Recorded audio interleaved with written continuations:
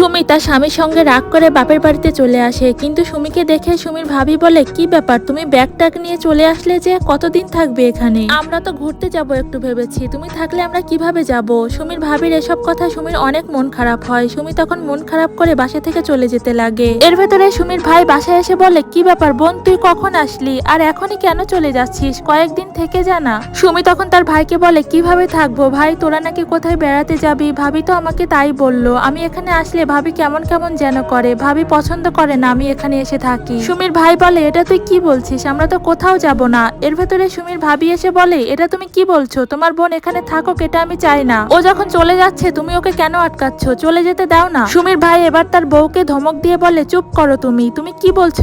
এটা যেমন আমার বাড়ি, এটা ওরও বাড়ি। বাবা মা বেঁচে নেই তার জন্য কি ও এই বাড়িতে আসতে পারবে না নাকি? আর পৃথিবীতে ওর আপন বলতে তো শুধু আমিই আছি, তাই না? তুমি আর কখনো ওর সাথে এরকম ব্যবহার করবে না।